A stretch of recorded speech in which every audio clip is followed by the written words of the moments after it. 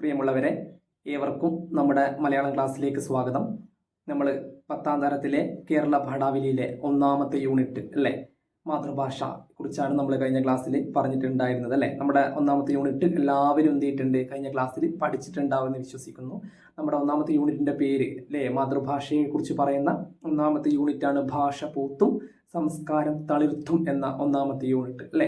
അതിൽ തന്നെ നമുക്ക് മനസ്സിലാക്കാം ഭാഷ പൂത്തും സംസ്കാരം തളിർത്തും അല്ലേ. ഭാഷയും സംസ്കാരവും തമ്മിൽ ഒരുപാട് തരത്തിലുള്ള അല്ലെങ്കിൽ ദൃഢമായ ബന്ധം ഉണ്ട് എന്നുള്ളത് നമ്മൾ കഴിഞ്ഞ ക്ലാസ്സിൽ പറഞ്ഞിട്ടുണ്ട്. പിന്നെ നമുക്ക് നോക്കുകയാണെങ്കിൽ അതിൽ നിങ്ങൾക്ക് ഖസാക്കിന്റെ ഇതിഹാസം അല്ലേ, ഒ വി വിജയന്റെ ഖസാക്കിന്റെ ഇതിഹാസം എന്ന് പറയുന്ന ആ ഒരു കഥയിൽ നിന്നുള്ള വളരെ ചെറിയൊരു ഭാഗം നിങ്ങൾക്ക് പ്രവേശകമായിട്ട് കൊടുത്തിട്ടുണ്ട്. അതിന്റെ അടിയിൽ നിങ്ങൾക്കൊരു ചോദ്യവും കൊടുത്തിട്ടുണ്ട് അല്ലേ. കഥ മാത്രമല്ല, വൈകാരികമായിട്ടുള്ള ഏതൊരു കാര്യം നമുക്ക് ധരിപ്പിക്കണമെങ്കിലും എന്ത് വേണം, ഭാഷ വേണം. വെറും ഭാഷ പോലെ അല്ലേ, മാതൃഭാഷ തന്നെ വേണം എന്ന് പറയുന്നുണ്ട്. ശരിയാണ്. നമ്മൾ മനസ്സിലാക്കേണ്ടത് എന്താണ്, നമ്മുടെ സർഗാത്മകത അല്ലെ, നമ്മുടെ കഴിവുകളായിക്കോട്ടെ അല്ലെ, നമ്മുടെ കവിതകളായിക്കോട്ടെ, നമ്മുടെ കഥകളായിക്കോട്ടെ അല്ലെ, നമ്മുടെ സർഗാത്മകമായിട്ടുള്ള പല സൃഷ്ടികളും അല്ലെ മറ്റൊരാളിലേക്ക് എത്തിക്കണമെങ്കിൽ അവിടെ എന്ത് വേണം, ഭാഷ ഉണ്ടായിരിക്കണം. അത് നമ്മുടെ മാതൃഭാഷ തന്നെ ആയിരിക്കണം എന്നുള്ളത് കൂടി നമ്മൾ മനസ്സിലാക്കി വെക്കുക. നമുക്കുണ്ടായിരിക്കുന്ന ഒരുപാട് തരത്തിലുള്ള ഗുണങ്ങൾ അല്ലെ, ഗുണഗണങ്ങൾ, അതിലൊക്കെ എന്ത് വരുന്നുണ്ട്, നമ്മുടെ ഭാഷ വരുന്നുണ്ട്.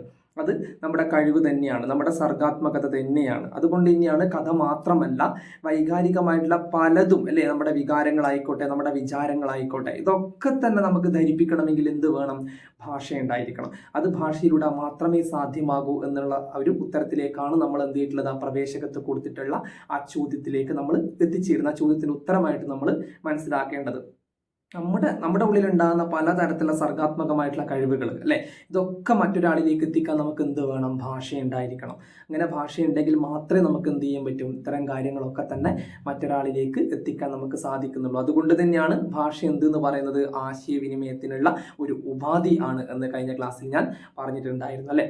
അതുകൂടി നിങ്ങൾ എന്ത് ചെയ്യുക, മനസ്സിലാക്കിയിട്ട് വെക്കുക. ശേഷം നമുക്ക് നമ്മളുടെ 1ാമത്തെ പാഠഭാഗം അല്ലേ, നമ്മളിപ്പം പ്രവേശകമായിരുന്നു പറഞ്ഞിട്ടുണ്ടായിരുന്നത്. ഇനി നമുക്ക് നമ്മളുടെ 1ാമത്തെ പാഠഭാഗത്തിലേക്ക് പോവുകയാണെങ്കിൽ എഴുത്തച്ഛൻ്റെ അല്ലേ, മഹാഭാരതം കിളിപ്പാട്ട് അല്ലേ, അതിൽ ദ്രോണപർവമാണ് നിങ്ങൾക്ക് എന്ത് ചെയ്തിട്ടുള്ളത്, പഠിക്കാനുള്ളത്. ദ്രോണപർവത്തിലുള്ള വളരെ ചെറിയൊരു ഭാഗം മാത്രമേ നിങ്ങൾക്ക് എന്ത് ചെയ്തിട്ടുള്ളൂ, ഇവിടെ പഠിക്കാനായിട്ട് ഇട്ടിട്ടുള്ളൂ അല്ലേ. കഥകൾ അതിമോഹനം എന്ന് പറയുന്ന 1ാമത്തെ പാഠഭാഗം അല്ലെ, 1ാമത്തെ കവിത. നമുക്കറിയാം മഹാഭാരതം കിളിപ്പാട്ട് അല്ലേ. നമ്മളിവിടെ പഠിക്കുന്ന സമയത്ത് നമ്മൾ ആദ്യം മനസ്സിലാക്കേണ്ടത് എന്താണ്, എഴുത്തച്ഛനെ പറ്റി അല്ലേ. നമ്മളുടെ മഹാഭാരതം കിളിപ്പാട്ട് എഴുതിയിട്ടുള്ളത് ആരാണ്, എഴുത്തച്ഛൻ അല്ലേ. എഴുത്തച്ഛൻ എന്ന പേര് കേൾക്കുമ്പോൾ തന്നെ നമുക്കറിയാം എന്ത് എന്ന് പറയുന്നത്, നമ്മളുടെ ഭാഷാ പിതാവ് അല്ലേ, മലയാള ഭാഷയുടെ പിതാവാണ് ആര് എന്ന് പറയുന്നത്, എഴുത്തച്ഛൻ എന്ന് പറയുന്നത്. അതുപോലെ തന്നെ എഴുത്തച്ഛൻ എന്ന് കേൾക്കുമ്പോൾ മറ്റൊരു കാര്യം കൂടി നമ്മുടെ മനസ്സിലേക്ക് വരണം, ഭക്തി പ്രസ്ഥാനത്തിന്റെ കവി അല്ലേ. അറിയാം, എഴുത്തച്ഛൻ്റെ പല കൃതികൾ എടുത്ത് നോക്കിക്കഴിഞ്ഞാൽ അത് അധ്യാത്മരാമായണം കിളിപ്പാട്ടായിക്കോട്ടെ, മഹാഭാരതം കിളിപ്പാട്ടായിക്കോട്ടെ അല്ലേ, എന്നേത് കൃതികൾ എഴുത്തച്ഛനെ സംബന്ധിച്ചിടത്തോളം നമ്മൾ എടുത്തു നോക്കുകയാണെങ്കിൽ അതിലൊക്കെ എന്ത് കാണുന്നുണ്ട്, ഒരു ഭക്തി സാന്ദ്രത തുളുമ്പുന്നതായിട്ട് നമുക്ക് കാണാൻ വേണ്ടിയിട്ട് സാധിക്കുന്നുണ്ട് അല്ലേ. എഴുത്തച്ഛൻ്റെ കൃതികൾ ഒക്കെ എന്താണ്, ഭക്തി സാന്ദ്രമായത് കൊണ്ട് തന്നെ ഭക്തി പ്രസ്ഥാനത്തിന്റെ കവി എന്ന് കൂടി നമുക്ക് ആരെ മനസ്സിലാക്കാം, അല്ലെങ്കിൽ ആരെക്കുറിച്ച് നമുക്ക് പറയാം, എഴുത്തച്ഛനെ കുറിച്ച് നമുക്ക് പറയാം അല്ലേ. കൂടാതെ എഴുത്തച്ഛനെ സംബന്ധിച്ചിടത്തോളം മഹാഭാരതം കിളിപ്പാട്ട് അല്ലെ, ദ്രോണപർവമാണ് നിങ്ങൾക്ക് പഠിക്കാനുള്ളത് നമ്മളിപ്പം പറഞ്ഞു അല്ലെ, നമ്മളിപ്പോൾ അത് മനസ്സിലാക്കിയിട്ടുണ്ട്. അതിൽ കിളിപ്പാട്ട് അല്ലെങ്കിൽ കിളിപ്പാട്ട് പ്രസ്ഥാനം എന്താണെന്ന് കൂടി നിങ്ങൾ എന്ത് ചെയ്യണം, അറിയേണ്ടതുണ്ട് അല്ലെ. കിളിപ്പാട്ട് പ്രസ്ഥാനം എന്ന് പറയുന്നത് എന്താണ്, കിളിയെ കൊണ്ട് അല്ലെ, കിളിയെ സൽക്കരിച്ച് അല്ലെ, കിളിയെ കൃത്യമായിട്ട് വേണ്ട കാര്യങ്ങളൊക്കെ തന്നെ കിളിയേക്ക് കൊടുത്തിട്ട് കിളിയെ എന്താണ് സൽക്കരിച്ചിരുത്തി അല്ലെ, അതിനോട് കഥ പറയാൻ ആവശ്യപ്പെടുകയും അത് പ്രകാരം അത് കിളി കഥ പറയുകയും ചെയ്യുക എന്നുള്ളതാണ് ആ കിളിപ്പാട്ട് പ്രസ്ഥാനം എന്നതുകൊണ്ട് എന്ത് ചെയ്യുന്നത്, മനസ്സിലാക്കുന്നത്. കിളിപ്പാട്ട് പ്രസ്ഥാനത്തിന്റെ ഉപജ്ഞാതാവും ആര് തന്നെയാണ്, എഴുത്തച്ഛൻ തന്നെയാണ് എന്നുള്ളത് കൂടി നമ്മൾ എന്ത് ചെയ്യുക, മനസ്സിലാക്കിയിട്ട് വെക്കുക അല്ലേ. അപ്പം കൂടാതെ നമുക്ക് നമ്മളുടെ കഥകൾ അതിമോഹനം എന്ന് പറയുന്ന പ്രവേശകത്തിൽ തന്നെ നമുക്ക് എന്ത് ചെയ്യുന്നുണ്ട്, കാണാൻ വേണ്ടിയിട്ട് സാധിക്കുന്നുണ്ട് അല്ലെ. ഒരു പഞ്ചവർണ്ണ കിളി അല്ലെ, അതാണ് പഞ്ചവർണ്ണ കിളി പെൺകിടാവെ തെളിഞ്ഞെഞ്ചെവി രണ്ടും കുളിർക്കപ്പറകനി എന്നാണ് കവി പറഞ്ഞിരിക്കുന്നത് അല്ലെ. അവിടെ പഞ്ചവർണ്ണ കിളി അല്ലെ. ആ കാവ്യത്തിലേക്ക് എല്ലാവരും മുന്നിലും ടെക്സ്റ്റ് ഉണ്ടെങ്കിൽ നിങ്ങൾ എന്ത് ചെയ്യുക, ആ ടെക്സ്റ്റ് ഒന്ന് എടുത്തു വെക്കുക. എന്നിട്ട് കാര്യങ്ങൾ എന്ത് ചെയ്യുക, ഒന്നുകൂടി മനസ്സിലാക്കിയിട്ട് വെക്കുക കേട്ടോ. അതിൽ ടെക്സ്റ്റിൽ കൃത്യമായിട്ട് പറഞ്ഞിട്ടുണ്ട് അല്ലേ. പഞ്ചവർണ്ണ കിളി പെൺകിടാവേ. നമ്മൾ കവിതയിലേക്ക് പ്രവേശിക്കുകയാണ്. അപ്പം കാര്യങ്ങളൊക്കെ നിങ്ങൾ മനസ്സിലാക്കിയിട്ടുണ്ട് അല്ലെ. എഴുത്തച്ഛനെ കുറിച്ച് നിങ്ങൾക്ക് ചെറുതായിട്ടൊരു ധാരണ ഉണ്ടാക്കി വെക്കുക. അതുപോലെ കിളിപ്പാട്ട് പ്രസ്ഥാനം എന്താണെന്ന് നമ്മൾ മനസ്സിലാക്കിയിട്ട് വെക്കുക അല്ലേ. അപ്പം കിളിപ്പാട്ട് പ്രസ്ഥാനത്തെക്കുറിച്ച് നമ്മൾ പറയുമ്പോൾ എന്താണ്, നേരിട്ട് എന്താണ് കാര്യങ്ങളൊക്കെ തന്നെ പറയാതെ, അതായത് എഴുത്തച്ഛനെ സംബന്ധിച്ചിടത്തോളം നേരിട്ട് കഥ പറയാതെ കിളിയെ കൊണ്ട് കഥ പറയിപ്പിക്കുക അല്ലെ. അതാണ് കിളിപ്പാട്ട് പ്രസ്ഥാനം എന്നതുകൊണ്ട് അർത്ഥമാക്കുന്നത് എന്നുള്ളത് കൂടി നിങ്ങൾ എന്ത് ചെയ്യുക, മനസ്സിലാക്കിയിട്ട് സാമാന്യമായിട്ട് എന്ത് ചെയ്യുക, മനസ്സിലാക്കിയിട്ട് അതുകൂടി വെക്കുക. ഇവിടെ നമ്മൾ മനസ്സിലാക്കേണ്ട മറ്റൊരു കാര്യം എന്ന് പറയുന്നത് എന്താണ്, നമ്മൾ കവിതയിലേക്ക് പ്രവേശിക്കുന്ന സമയത്ത് പഞ്ചവർണ്ണ കിളി പെൺകിടാവേ അല്ലെ, പഞ്ചവർണ്ണം അല്ലെ, 5 നിറത്തിലുള്ള അല്ലെങ്കിൽ 5 നിറമുള്ള തത്തപ്പെണ്ണെ എന്നാണ് കവി പറഞ്ഞിരിക്കുന്നത് അല്ലെ. എൻ്റെ കാതുകൾക്ക് ഇമ്പം പകരുന്ന കഥ അല്ലെ നീ പറഞ്ഞു തുടങ്ങുക എന്ന് കിളിയോട് പറഞ്ഞുകൊണ്ടാണ് എന്ത് ചെയ്യുന്നത്, കാവ്യം ആരംഭിക്കുന്നത് എന്നുള്ളത് കൂടി നിങ്ങൾ എന്ത് ചെയ്യുക, മനസ്സിലാക്കിയിട്ട് വെക്കുക. പഞ്ചവർണ്ണ കിളി പെൺകിടാവേ തെളിഞ്ഞെഞ്ചെവി രണ്ടും കുളിർക്ക പറക നീ അല്ലെ. എൻ്റെ കാതുകൾക്ക് ഇമ്പമുണ്ടാക്കുന്ന കാര്യങ്ങളൊക്കെ തന്നെ നീ എന്ത് ചെയ്യുക, പറയുക അല്ലയോ. പഞ്ചവർണ്ണ കിളി പെൺകിടാവേ അല്ലെ, 5 നിറമുള്ള പഞ്ചവർണ്ണം അല്ലെ, 5 നിറമുള്ള തത്തപ്പെണ്ണെ നീ എൻ്റെ കാതുകൾക്ക് ഇമ്പമുള്ള, എൻ്റെ കാതുകൾക്ക് അത്രയും ഭംഗി തോന്നിക്കുന്ന, അത്രയും ഇമ്പം തോന്നിക്കുന്ന തരത്തിലുള്ള കാര്യങ്ങളൊക്കെ നീ എന്ത് ചെയ്യുക, എനിക്ക് പറഞ്ഞു തരിക എന്ന് പറഞ്ഞുകൊണ്ടാണ് എഴുത്തച്ഛൻ എന്ത് ചെയ്യുന്നത്, തൻ്റെ കാവ്യം ആരംഭിക്കുന്നത് എന്നുള്ളത് കൂടി നിങ്ങൾ എന്ത് ചെയ്യുക, മനസ്സിലാക്കിയിട്ട് വെക്കുക. നെഞ്ചം തെളിഞ്ഞു അല്ലെ, കുറുക്കി കൊഴുത്ത പാൽ പഞ്ചസാരപ്പൊടി കൂട്ടി കുഴമ്പാക്കി നല്ല കദളിപ്പഴങ്ങൾ തിരഞ്ഞു ഞാൻ അല്ലെ, മെല്ലെ തിരുമ്മിയുടച്ചു തേനും വീഴ്ത്തി വെല്ലവും ശർക്കരയും പൊടിച്ചിട്ടതിൽ അല്ലെ, വെള്ളി തളികയിൽ മീളിച്ചു വെവ്വേറെ വെച്ചിരിക്കുന്നത് എടുത്തു പുജിച്ചാലും അല്ലെ, ഉച്ചയാകുന്നതും ദാഹമുണ്ടെങ്കിലോ നീലക്കരിമ്പിന്റെ ചാറും ഇളനീരും പാലും മധുവും കുടിച്ചാലും ആവോളം അല്ലെ എന്നാണ് പറഞ്ഞിരിക്കുന്നത്. എന്താ അവിടെ ഉദ്ദേശിക്കുന്നത് അല്ലെ, കുറുക്കി കൊഴുത്ത പാൽ അല്ലെ, നെഞ്ചം എന്ന് പറഞ്ഞാൽ ഹൃദയം, മനസ്സ് എന്നുള്ള അർത്ഥത്തിലാണ് പ്രയോഗിക്കുന്നത്.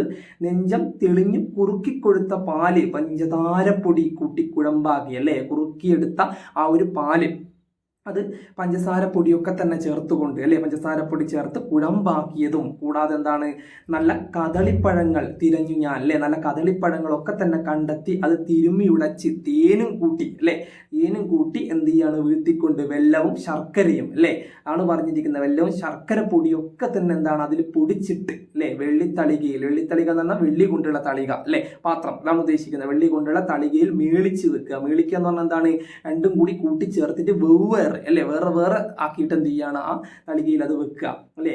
വെച്ചിരിക്കുന്നത് എടുത്ത് ഭുജിച്ചാലും, ഭുജിക്കുക എന്ന് പറഞ്ഞാൽ കഴിക്കുക അല്ലെ, നിനക്ക് അല്ലെ, അതായത് എന്താ പറയുക, കിളിക്ക് വേണ്ടുന്ന എല്ലാ സാധനങ്ങളും അല്ലെ, കിളിക്ക് വേണ്ടുന്ന പഞ്ചവർണ്ണ കിളിയെ വിളിച്ചു വരുത്തിയിട്ട് അതിനാവശ്യമായ ഭക്ഷണപാനീയങ്ങൾ അല്ലെ ഒക്കെ തന്നെ നൽകി സന്തോഷിപ്പിച്ച ശേഷം കിളിയെ കൊണ്ട് കഥ പറയിപ്പിക്കുക എന്നുള്ളതാണ് എഴുത്തച്ഛൻ ഈ ഒരു കാവ്യത്തിലൂടെ എന്ത് ചെയ്യുന്നത്, ആഖ്യാനം ചെയ്യുന്നുണ്ടായിരുന്നത്.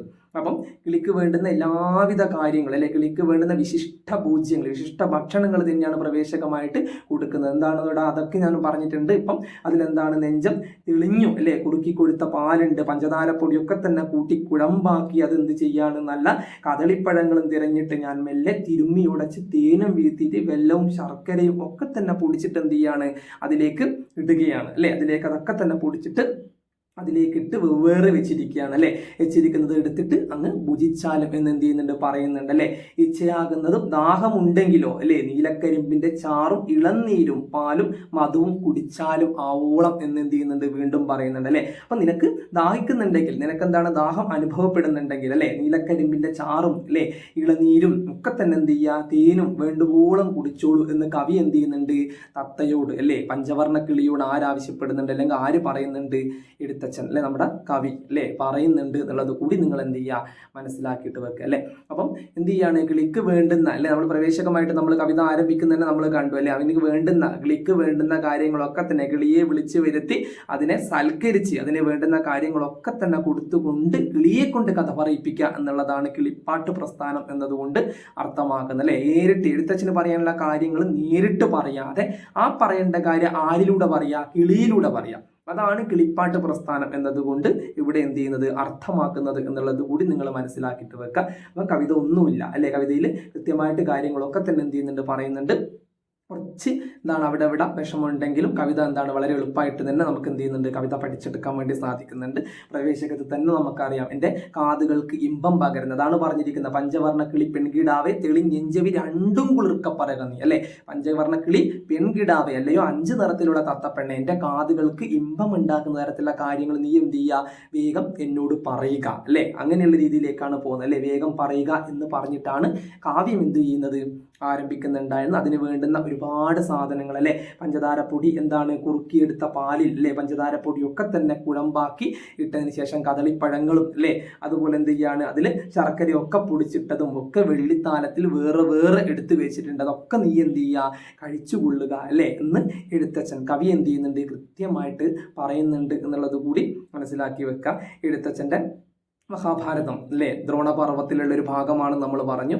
അപ്പം കിളിക്ക് വേണ്ടുന്ന ആ വിശിഷ്ട പൂജ്യങ്ങളൊക്കെ തന്നെ പ്രവേശകമായിട്ട് കൊടുത്ത് നമുക്ക് കാണുന്നുണ്ട്, അല്ലേ? നീ വെറുതെ കാര്യം പറയണ്ട, നിനക്ക് എല്ലാം ഞാൻ എന്ത് ചെയ്യാം, തരാം, അല്ലെ? നീ വെറുതെ എന്ത് ചെയ്യേണ്ട കാര്യങ്ങളൊന്നും പറയണ്ട, നിനക്ക് വേണ്ടുന്ന കാര്യങ്ങളൊക്കെ തന്നെ എന്ത് ചെയ്യാം, ഞാൻ തരാം എന്ന് കവി എന്ത് ചെയ്യുന്നുണ്ട്, പറയുന്നുണ്ട്, അല്ലേ?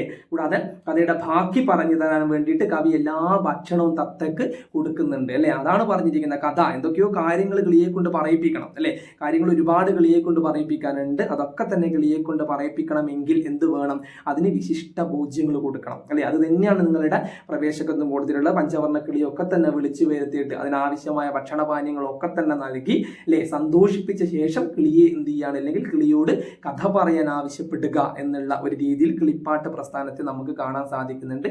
അങ്ങനെയാണ് പ്രവേശകത്തിൽ നമ്മൾ കാണുന്നത്, അല്ലെ? കിളിക്ക് പഞ്ചവർണ്ണ കിളിയോട് എന്താണ്, എല്ലാവിധ കാര്യങ്ങളും, അല്ലെ? എല്ലാവിധ വിശിഷ്ട ഭക്ഷണങ്ങൾ, അതിനെ പ്രീതിപ്പെടുത്തുന്ന തരത്തിലുള്ള എല്ലാ ഭക്ഷണങ്ങളും കൊടുത്തുകൊണ്ട് അതിനോട് കാര്യം പറയിപ്പിക്കുക എന്നുള്ള ഒരു രീതിയിലേക്കാണ് കാവ്യത്തിൻ്റെ, അല്ലെ? പ്രവേശകം അല്ലെങ്കിൽ കാവ്യത്തിൻ്റെ ആദ്യ ഭാഗത്ത് നമുക്ക് കാണാൻ സാധിക്കുന്നത് എന്നുള്ളത് കൂടി നിങ്ങൾ മനസ്സിലാക്കി വെക്കാം. അപ്പം അടുത്ത ക്ലാസ് ആകുമ്പോഴത്തേക്ക് എന്ത് ചെയ്യുക, ഈ ആദ്യ ഭാഗം നിങ്ങൾ നന്നായിട്ടൊന്ന് പഠിച്ചു വെക്കുക. ശേഷം നമുക്ക് എന്ത് ചെയ്യാം, അടുത്ത ഭാഗത്തേക്ക് പോകാം.